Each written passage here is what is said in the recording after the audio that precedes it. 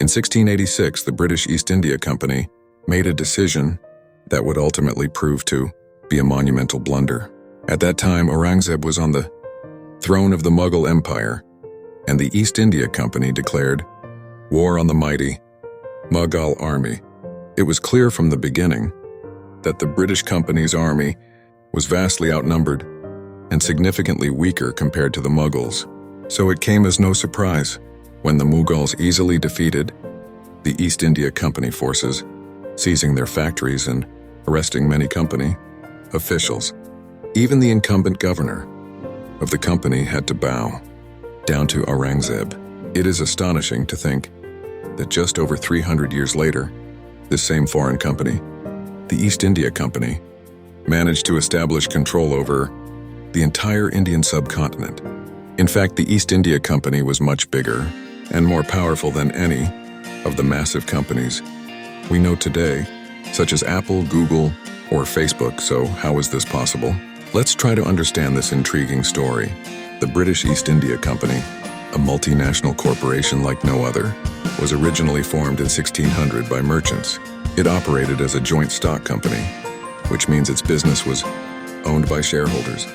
At its inception, there were only 125 shareholders who raised $70,000 as capital. The company's initial objective was to trade in spices in the Spice Islands of Southeast Asia. In 1601, the East India Company embarked on its maiden voyage and established 2 factories in Indonesia. However, the Spanish and Portuguese traders were already well established in the region, and the Dutch had recently begun their own trade endeavors, proving to be more profitable and powerful than the English company.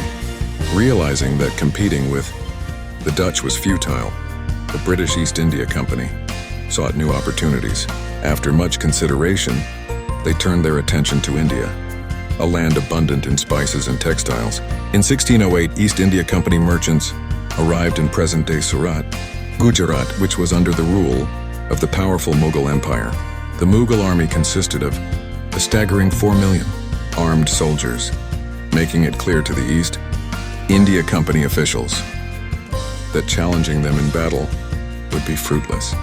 Instead, they decided to pursue a more diplomatic approach, seeking to establish a friendly relationship with the Mughals in order to obtain permission for trade.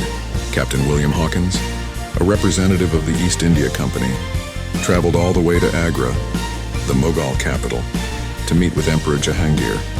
His mission was to request permission to set up a factory and begin trading in Surat. Unfortunately, Jahangir refused to grant permission, primarily due to the presence of Portuguese traders in Surat. Despite this setback, the British East India Company would not be deterred. They continued their efforts to forge relationships and gain permission to trade in India. Over time, through a combination of skilled diplomacy, manipulation, and military alliances, the East India Company gradually expanded its control and influence over various regions of the Indian subcontinent. Thus, the story of the British East India Company is one of ambition, perseverance, and cunning. This once modest joint stock company grew into a formidable force, ultimately gaining control over vast territories through various means, including looting, expropriation, and outright theft. The British East India Company's rule over India shaped the nation's history and had far-reaching consequences that are felt to this day.